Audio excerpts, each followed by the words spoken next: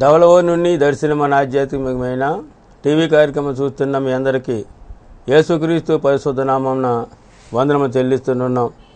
దేవుని ఒక మహాకృపను బట్టి మరొకసారి మీ ముందుకు రావడానికి, దేవుడు చూపుడు అత్యధికమైన కృపను బట్టి ఎంతగానో దేవునికి వేలాది స్తోత్రాలు, వందనాలు, కృతజ్ఞతలు చెల్లిస్తున్నాం. ఫోన్ల ద్వారా అనేక మంది వ్యక్తిగతముగా, అనేక మంది లెటర్స్ ద్వారా ప్రార్థనా సహాయం కోరుతూ ఎన్నో మేళ్లు పొందుకున్నట్లుగా మరి మాకు ఫోన్ ద్వారా తెలియపడుతున్నారు. ధవళవోని దర్శనం ఆధ్యాత్మిక టీవీ కార్యక్రమమును మీ స్నేహితులు, మీ బంధువులు, మీ యొక్క ఇరుపొరు వారికి, అనేకమైన వారికి పరిచయం చేయాలని మరొకసారి ప్రభువారు మీకు మనవి చేస్తున్నాం. ఈరోజు ఏర్పాటు చేయబడిన అంశము, దేవుని బిడ్డ నీవు ఏం చూస్తున్నావు? యోబు గ్రంథము 31 అధ్యాయము 1-2 వచనాలు చదువుకుందాం. నేను నా కన్నులతో నిబంధన చేసుకుంటేని, కన్యకను నేను ఎలాగ చూసుదును? అలాగూ చేసిన యెడల పరమనున్న దేవునికి ఆజ్ఞ ఏమగును? ఉన్నత స్థలమున్న సర్వశక్తిని స్వాచ్యమేగమును. చిన్న ప్రార్థన చేసుకుందాం. పరిశుద్ధుడైన మా తండ్రి, సర్వశక్తి సంపన్నుడా, జీవము గల మా ప్రభువా, యేసురాజా, మరొకసారి మీకు వేలాది స్తోత్రాలు. పరిశుద్ధాత్మ దేవుడా, ఈరోజు ఏర్పాటు చేయబడిన సమయాన్ని బట్టి యోబు ఆయన 2 మాటలు తెలియపరుచున్నాడు. అవును, తన కన్నులతో కన్యకను ఎలా చూస్తానని తన కన్నులతో నిబంధన చేసుకున్నట్లుగా, ఒకవేళ చూసినట్లయితే పరమనున్నట్టు స్వాస్థ్యము అలాగే ఇచ్చిన ఆజ్ఞ ఏమవుతుందని తను ఖచ్చితంగా ఆయన ఎడల భయము కలిగి మాట చెప్పినట్లు చూస్తున్నాం. కాబట్టి ప్రభువా, మీరే తండ్రి ఈరోజు ఆ వాక్యం ద్వారా మాకు అనేకమైన విషయాలు తెలియపరిచి తండ్రి మీరే మహిమ పొందుకోమని ప్రార్థిస్తున్నాం. తండ్రి చెప్పిన ప్రతి మాట వినగల, చెవిని గ్రహించగల హృదయం మాకు అనుగ్రహించండి. అలా ధవళవోని దర్శనం ఆధ్యాత్మిక టీవీ కార్యక్రమం చూస్తున్న ప్రతి కుటుంబాన్ని కూడా సకల ఆశీర్వాదంతో నింపి నీ నామం మీద కనపరుచుకోమని యేసు ప్రభు పేట ప్రార్థించి వేడుకొనుస్తున్నాను మా తండ్రి, ఆమెన్. యోబు తన జీవితంలో చేసుకున్న ఒక నిబంధన చాలా ప్రాముఖ్యమైన నిబంధన. అది కన్నులతో ఒక నిబంధన చెప్పుకుంటున్నాడు. ఏంటి ఆ నిబంధన ఆలోచన చేసినట్లయితే, కన్యకను నేను ఎలా చూస్తాను అని చెప్పి అంటున్నాడు ఆయన. దేవుడు కన్నులు ఇచ్చింది ఈ లోకంలో మనము ఆయన సృజించినటువంటి సృష్టి యావత్తు కూడా మనం చూడడానికి మాత్రమే దేవుడు మన కన్నులను ఇచ్చినట్లుగా, అలా పరిశుద్ధ లేఖనాలు చదవడానికి దేవుడు యొక్క కన్నులు మనకి ఇచ్చినట్లు మనం చూస్తున్నాం. కాబట్టి ఈ కన్నులతోటి అనేక మంది చూసినట్లయితే చెడును చూసేటువంటి వారు, పాపమును చూసేటువంటి వాడు, అలాగే అసహ్యమైన కార్యాలు చూసేటువంటి వారు అనేక మంది మనం చూస్తున్నాం.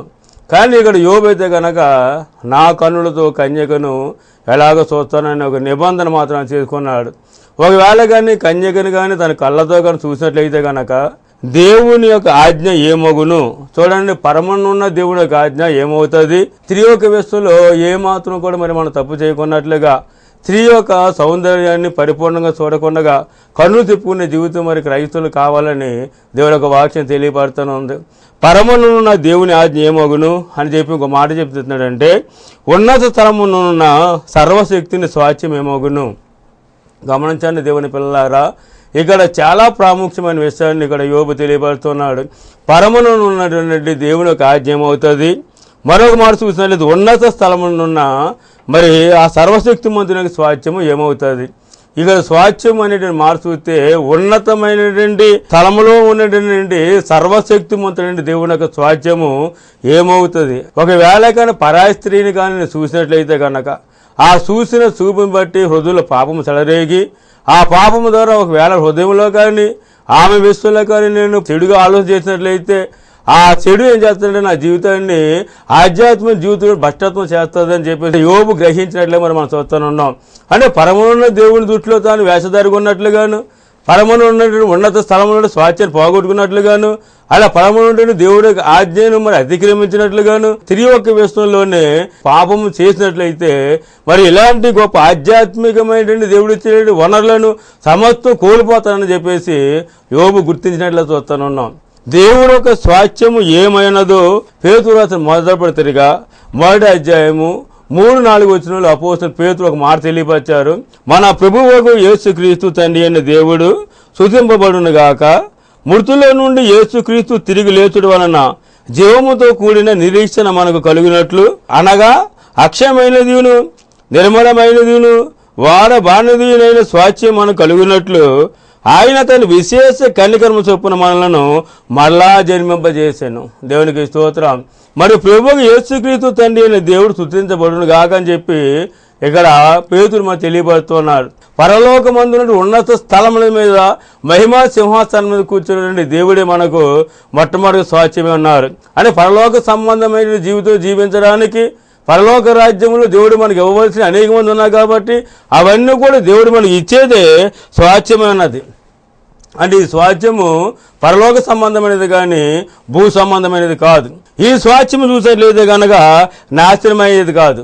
ఈ నిరీక్షణ మనకు కలిగినట్లు అక్షయమైనదిను అంటే కనుక చూసినట్లయితే పాడైపోయేది కాకుండా అంటే క్షయమయ్యేది కాకుండా నిరంతరం నిలుస్తుండేది అని అర్థము. రెండో చూసినట్లయితే నిర్మలమైనదని చూసినట్లయితే కనుక అనేకమైన వారికి ఆశీర్వాదకరంగా ఉండేటువంటి పరలోక సంబంధమైన ఆశీర్వాదము. మరొక మాట చూసినట్లయితే కనుక వార బాధనేది అంటే చూసినట్లయితే కనుక గమన ప్రేమ దేవుని పిల్లారా శాశ్వతమైనది కానీ మరి నాశనం అయిపోయేది మాత్రం ఎంత మాత్రం కూడా కాదని మరి మనం తెలుసుకోవాల్సిన వారి ఉన్నాం. ఇలాంటి స్వాస్థ్యము ఉందని నమ్మేటువంటి వారు ఈ భూమి మీద ఉన్న వాటి విస్తులో ఏ విస్తులో కూడా ఆశించరు కానీ పరలోక సంబంధమైన జీవితం జీవించడానికి మాత్రము పరలోక రాజ్యంలో దేవుడిచ్చే ఆధ్యాత్మికమైనటువంటి విలువైన ఆ స్వాస్థ్యమును సంపాదించుకోవడానికి మాత్రమే సిద్ధపడే మనసు కలిగి ఉంటారు.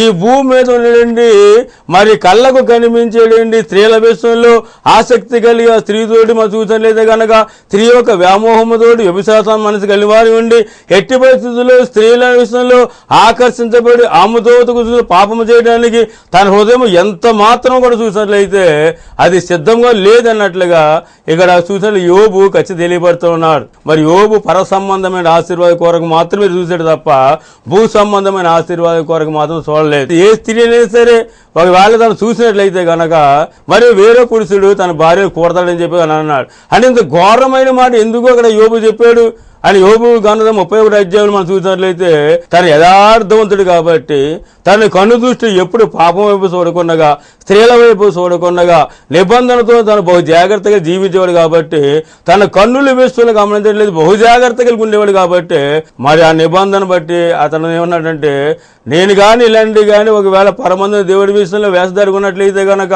మరి పరాస్త్రీని చూసినట్లయితే కనుక నా భార్యని మరొక పురుషుడు కోడతాడని అన్న మాట చాలా చూసిన ఘోరమైన మాట చెప్తున్నాడు. ఎందుకంటే తగుడు యథార్థతను బట్టి ఎట్టి పరిస్థితులు పాపం చేయనివాడు కాబట్టి ఆ మాట అసలు చేయబస్తున్నా మనం చూస్తూనే ఉన్నాం. దేవుని బిడ్డ నీ కన్నులు ఎటువైపు చూస్తూనే ఉన్నాయి, ఏమి చూస్తూనే ఉన్నాయి ఒక్కసారి మనం పరిశీలన చేసుకోవాలి. కొండ మీద ప్రసంగంలో ప్రభువైన యేసుక్రీస్తు మత్తయి సువార్త 6వ అధ్యాయము 22వ వచనాన్ని మరి మనం చదువుకుందాం. దేహమునకు దీపము కన్నే గనక నీ కన్ను తేటగా ఉండిన ఎడల దేహమంతా వెలుగుమయమై ఉండును. నీ కన్ను తేటగా ఉన్నట్లయితే దేహమంతా కూడా వెలుగుమయం ఉంటదంట. దేహానికి దీపం ఏంటంటే కనుక కన్ను అయి ఉన్నది. కాబట్టి కన్ను చెడిపోతే మరి దేహం అంతా శీఘ్రమయం అవుతుంది. మరో మాట చూసినట్లయితే 6వ అధ్యాయంలోనే మత్తయి సువార్త 23వ మాట చెప్తున్నాను గమనించండి. నీ కన్ను చెడినది నీ దేహం అంతా శీఘ్రమయమై ఉండును. నీలో ఉన్న వెలుగు చీకటి ఉన్న ఎడల ఆ చీకటి ఎంతో గొప్పది అంటారు. మరి వెలుగు సంబంధమైన జీవించవలసిన జీవితాలు అలాగే మనం ఇప్పుడు ఏమవుతుందంటే చీకటి సంబంధ జీవితాలు వెళ్ళిపోతుంది. ఎందుకంటే కన్ను చెడినది అయితే కనుక కన్ను పాపం చేయడం ప్రేరేపించబడినట్లయితే కనుక ఆ రీతిగా కన్ను చూడకుండా చూసినట్లయితే దృశ్యాలు చూసినట్లయితే ఆ రీతిగా మన జీవితం అవుతుంటే వెలిగించబడిన జీవితము చీకటిగా మార్చబడి ఆ చీకటి ఎంతో గొప్పదవుతుందని ప్రభువైన యేసుక్రీస్తు తెలియపరిచారు. కాబట్టి మన కంటితో చూసేది పాపాన్ని కాదు కానీ జీవముగల దేవుని మాత్రమే మనం చూడవలసిన వారి ఉన్నాం. మత్తయి సువార్త 5వ అధ్యాయము 27వ వచనం మరి చదువుకుందాం. వ్యభిచారము చేయవద్దు చెప్పని మాట మీరు విన్నారు కదా. మరి 28వ వచనంలోకి వచ్చి ఏం చెప్తారంటే నేను మీతో చెప్పినది ఏమనగా ఒక స్త్రీని మొహపు చూపుతో చూసి ప్రతివాడు అప్పుడే తన హృదయమందు ఆమెతో వ్యభిచారము చేసిన వాడగును. వ్యభిచారము చేయవద్దని చెప్పిన మాట విన్నారు కరెక్టే.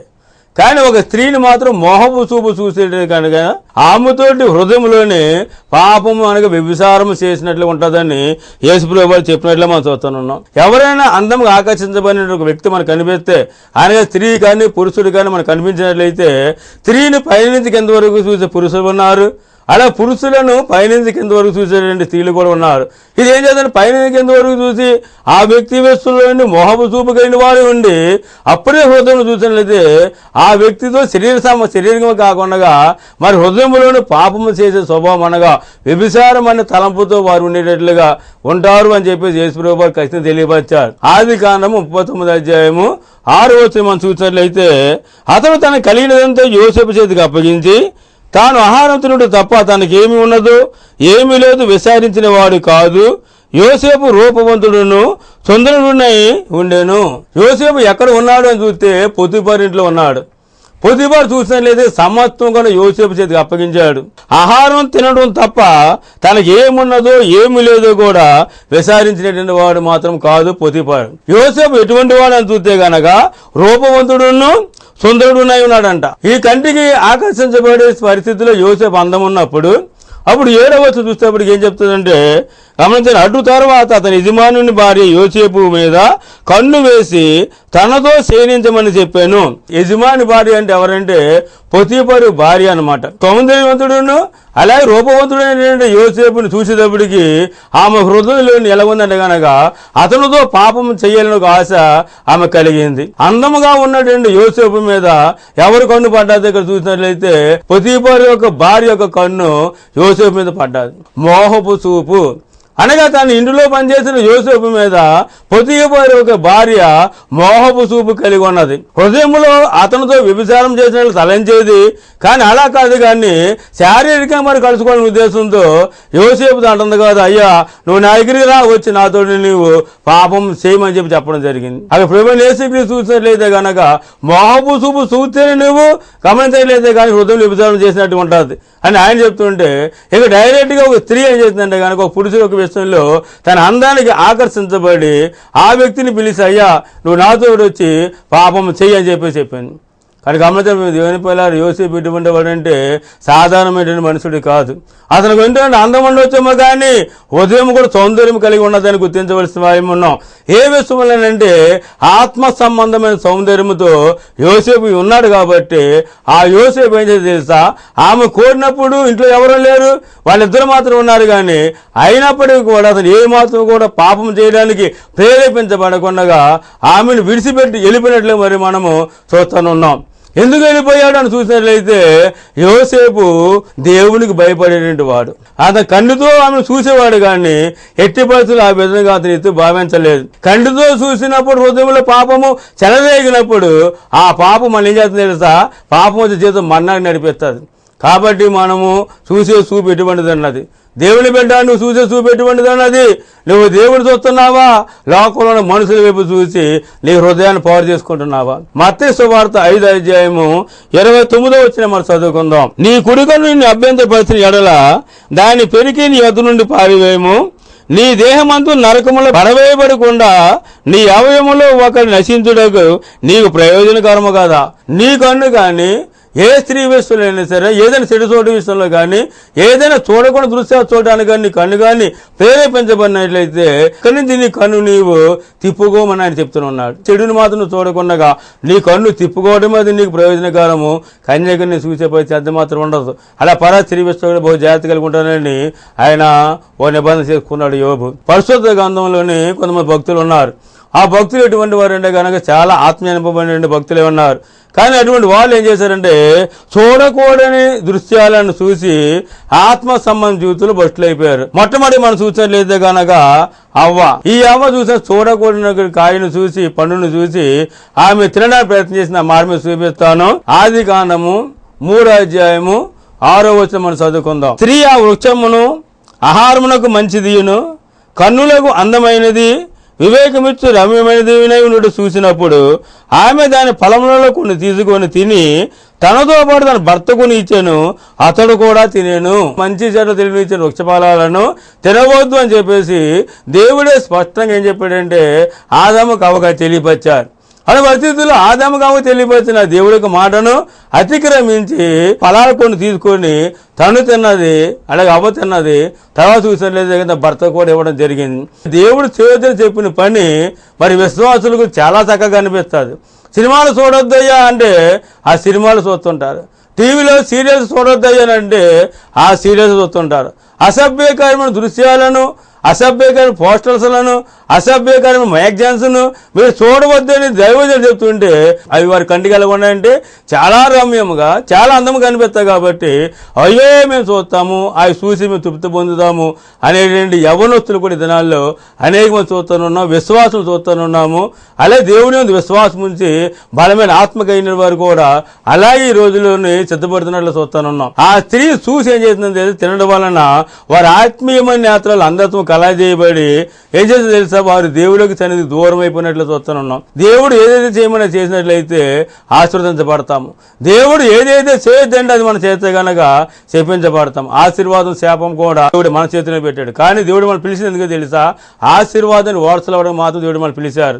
కానీ పిలిచిన దేవుడు నమ్మదైన దేవుడు కాబట్టి మనం బహు జాగ్రత్త కలిగి మన కంటి దృష్టిని ఎలా ఉండాలంటే కనుక దేవుడు చూడమన్న వాటిని మాత్రమే మనం చూసి మనం ఏం చేయాలి, దేవుడికి నామం బట్టి మనం జీవించాలి. రెండో వ్యక్తి చూసినట్లయితే కనుక ఆకాను అన్నమాట. యెహోషువ గ్రంథము 7వ అధ్యాయము 20వ వచనము. ఆకాను యెహోషువతో ఇశ్రాయేలు దేవుడైన యెహోవాకు విరోధంగా నేను పాపము చేసినది నిజము. ఇశ్రాయేలు ప్రజలందరూ కూడా చూసినట్లయితే దేవుడు ఐగుప్తు నుంచి దిగొచ్చిన సంగతి అందరూ తెలుసు. ఆ తర్వాత మోసే చనిపోయిన తర్వాత ఆ బాధ్యతను యెహోషువకు దేవుడు అప్పగించాడు. యెహోషువ దేవుడు అప్పగించిన తర్వాత అక్కడి నుంచి మరి కనాను దేశానికి వెళ్ళాలంటే కనుక ఈలోగా అనేకమైన రాజ్యాలను వాళ్ళు ఏం చేయాలి, జయించాలి. అందులో చూసినట్లు యెరికో పట్టణం ఒకటి ఉంది, అది శాపగ్రస్తమైన పట్టణం ఉన్నది.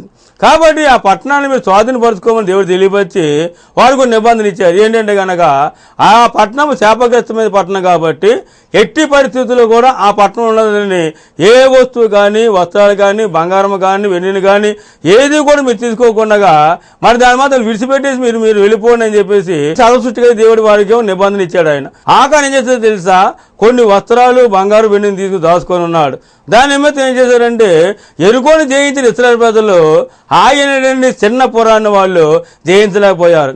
అప్పుడు చూసాడు యెహోషువ తన హృదయంలో చాలా దుఃఖపడి దేవుడి సందులో ప్రార్థన చేయగా దేవుడు బయలుపరిచిన సత్యాన్ని గ్రహించగలిగాడు.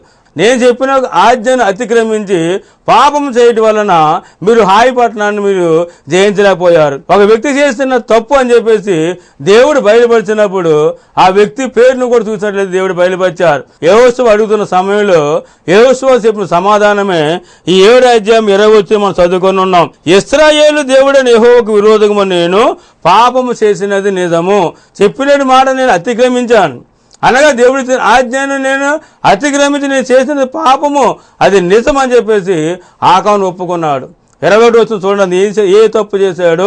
దోపుడు సొమ్ములో ఒక మంచి సేనారుపై వస్త్రమును, 200 తులముల వెండిని, 50 తులముల ఎత్తుగల ఒక బంగారు కమ్మిని నేను చూసి ఆశించి తీసుకుంటుని. ఇదిగో నా డేరా మధ్య భూమిలో దాచబడి ఉన్నవి, ఆ వెండి దాని కింద ఉన్నదని ఉత్తరం ఇచ్చి తాను చేసినదంతయు ఒప్పుకొనేను.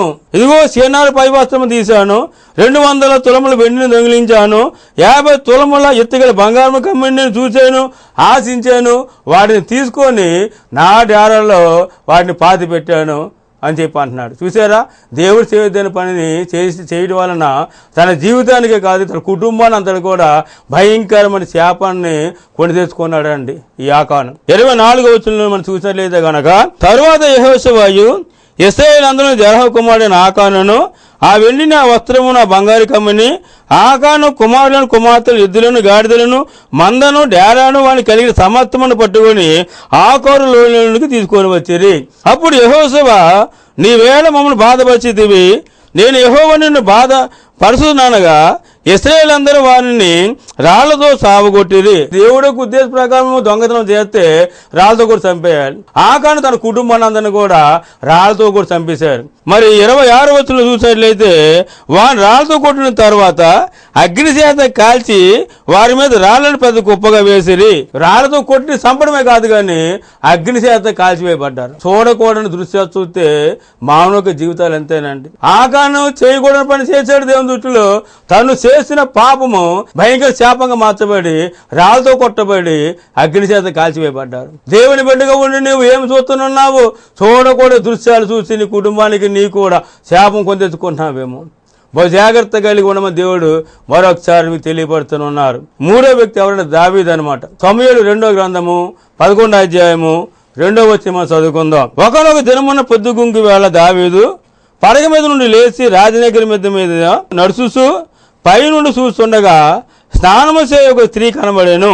ఆమె బహు సౌందర్యమైన చూసి దావీదు దాని సమాచారం తెలుసుకుంటే ఒక దూతను పంపాను. అతడు వచ్చి ఆమె ఏలీయా కుమార్తెను హిత్తీయుడకు ఉరియాకు భార్యనైన బత్షెబను తెలియజేయగా ఆ దావీదు ఆమెను తీసుకొని వచ్చి ఆమెతో పాపము చేసి దేవుని నామాన్ని సిగ్గుపరిచాడు. ఆత్మ సంబంధం జీవితంలో బలపరచబడిన వాడు, అలాగే గొర్రెలు కాసుకుంటున్న వాడిని తీసుకొని వచ్చి రాజుగా అభిషేకించబడినండి మరి చూసిన దావీదు చేయకూడని పని చేశాడు.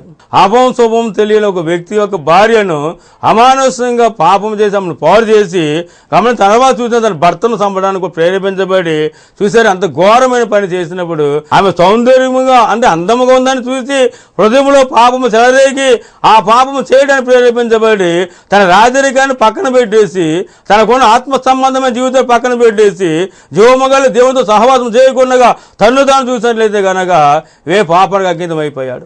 ఆ రీతిగా చేసినటువంటి పాపాన్ని బట్టి తను ఎంతగానో చింతిస్తూ ఎంతగానో దుఃఖపడుతూ తను చూసిన దేవుడు పశ్చాత్తాపడి తన యొక్క నేత్రాలను ఏం చేత యేసుక్రీస్తు ఒక రక్తం చేత కడిగి వేసుకున్నాడు. కీర్తన గ్రంథం 119 కీర్తన 37వ వచనం మనం చదువుకుందాం. వ్యర్థమైన వాటిని చూడకుండా నా కన్నులు త్రిప్పివేయము, నీ మార్గంలో నడుచుకుంటూ నన్ను బతికింపుము. దేవునికి స్తోత్రం.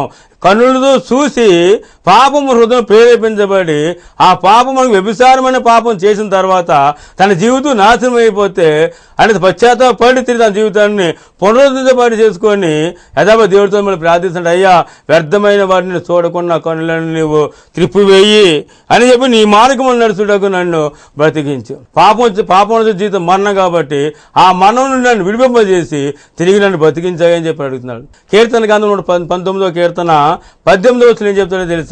నేను నీ ధర్మశాస్త్రమునందు ఆశ్చర్యమైన సంగతులు చూసినట్లుగా నా కన్నులు తెరువము. దేవునికి స్తోత్రం.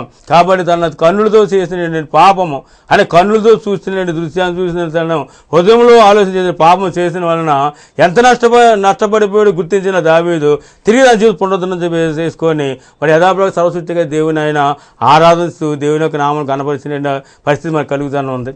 ఈ రీతిగా అనేక మంది భక్తులైన తమ జీవితాన్ని మరి చూడకుండా చూసి తన కన్నులతో చెడును చూసి అలాగే చూసిన ఆత్మ సంబంధ జీవితంలో బస్టులైపోయారు. సంసోను విషయం ఒక మాట మీద జ్ఞాపం చేస్తాను. న్యాయాధిపతుల గ్రంథము 16వ అధ్యాయము 1వ వచనం చదువుకుందాం. తరువాత సంసోను గాజాకు వెళ్లి వేసిన ఒకతను చూసి ఆమె వద్దకు చేరాను. గర్భంలో ఉన్నప్పుడు సంసోను నాజీరు చేయబడి ఫిలిష్తీయులను హతమార్చడానికి బలార్జునుడిగా దేవుడు ఏర్పాటు చేసుకుంటే ఆ సంసోను ఏం చేశాడు తెలుసా? వ్యభిచారి ఒక ఊబిలో పడిపోయాడు. ఏ కళ్ళతో అయితే కానీ చూశాడు ఆ కళ్ళను పోగొట్టుకున్నాడు. సంసోను బలార్జుడైనప్పుడు కూడా అంటే వ్యభిచారిని వ్యామోహించి ఆమెతో పాపం చేసిన కారణం ఆమెను చూడటంతో. పేతురు రాసిన 2వ పత్రిక 2వ అధ్యాయము 14వ వచనం చదువుకుందాం. వ్యభిచారిని చూసి ఆశించు పాపం మానలేని కనులు గర్వాలను హస్తులైన వారి మనస్సులను మరుగొలుపుచు లోభత్వం సాధకం చేయబడిన హృదయం గలవారును శాపగ్రస్తులై ఉన్నారు. స్త్రీ పురుషుడు కానీ పురుషుడు స్త్రీని కానీ చూసి అసభ్యంగా తలంపులు తలంచి వారి జీవితంలో చేయకూడని పనులు చేసి దేవుడికి ఉగ్రతకు పాత్రలవుతున్నారు. అది ఎపిసి పత్రిక 2వ అధ్యాయం 3వ చూసినట్లయితే కనుక శరీర కోరికలను మనసు కోరికలు నెరవేర్చుకొనిస్తూ దేవునికి ఉగ్రత పాత్రలైనట్లు బైబిల్లో మనం చూస్తున్నాం. ఆధ్యాత్మిక జీవితంలో బలపరచబడినటువంటి దేవుని యొక్క పిల్లలు ఈ రీతిగా ఆత్మ సంబంధ జీవితం బస్టులైపోయారు. కానీ మరి గమనించిన దేవుని అటువంటి స్థితి మనకు ఉండకూడదు. కాబట్టి దేవుని బిడ్డ నువ్వేమి చూస్తున్నావు? చెడుని చూస్తున్నావా? అసభ్య కార్యాలు చూస్తున్నావా? చేయకూడని కార్యాలు చూసి దేవుడికి దృష్టిలో నువ్వు నేరస్థాపన పొంది శిక్షకు పాత్రలు అవుతున్నావు. ఒకసారి గుర్తించుకో. అందులో బైబిల్లో చాలా శ్రేష్టమైన మాట ఒక మాట మీకు చూపిస్తాను. యెషయా గ్రంథంలో 45వ అధ్యాయము 22వ వచనం చదువుకుందాం. భూదిగంత నివాసులారా నా వైపు చూసి రక్షణ పొందుడి, దేవుడును నేనే, మరి ఏ దేవుడును లేడు. ఇలాంటి చెడుకాయలు చూసి కన్నులుగా మనం ఉంచడం కాదు, కానీ దేవుడు చెప్పిన మాట ప్రకారము భూదిగంత నివాసులారంటే భూమి మీద మరి నివాసం ఉంటున్న సకల మనుషులారా నా వైపు చూసి రక్షణ పొందండి, నేనే దేవుడను, ఏ దేవుడును లేడు అన్నాడు. ఎన్నో గమనించిన దేవుని పిల్లారా, ఆకాశానికి భూమికి సిలువలు వేలాడుతున్న ఆ యేసువై మాత్రమే చూడవలసిన వారి ఉన్నాం. నీ కొరకు నా కొరకు సిలువగా మనిమించి తన శ్రేష్టమైన అమూల్యమైన రక్తమునైనా చిందింపజేసి ఆ సిలువలో కాచిన ప్రతి రక్తపు బొట్టు ద్వారా మన పాపమును పరిణమింపజేసిన ఆ యేసుపై మనం చూడాలి. అలాగే నీ కొరకు నా కొరకు కూడా మనం శరీరంలో చేసిన ప్రతి ఏమైనా కార్యాన్ని బట్టి మన శరీరాన్ని పరిశుద్ధపరచడానికి సర్వశక్తిమంతుడైన ప్రభువైన యేసుక్రీస్తు ఆ సిలువ మీద ముందుగా చూసినట్లయితే శరీరాన్ని నల్లగొట్టుకొని చూస్తూనే ఉన్నాం. కాబట్టి సిలువలో వేలాడుతున్న ప్రభువైన యేసుక్రీస్తు యొక్క శరీరం ఎలాగ తూడుతూడులుగా అది ఎలాగైతే కనుక గాయపరచబడి ఉన్నదో, ఎలాగ నలగొట్టబడి ఉన్నదో, ఎలాగ గొడవలతో కొట్టి ఉన్నారు, అవన్నీ కూడా మనం ఆ సిలువలో ఉన్న ప్రభువైన యేసుక్రీస్తు వైపు చూస్తుండాలి. పక్కలో బలిపోటు, ఆ బలిపోటు గాయపరచబడిన బలిపోటుని చూస్తూ సర్వశక్తిమంతుడైన దేవుడిని మరి మనము ఆయనే దేవుడిగా భావించి ఆయన చూడాలి.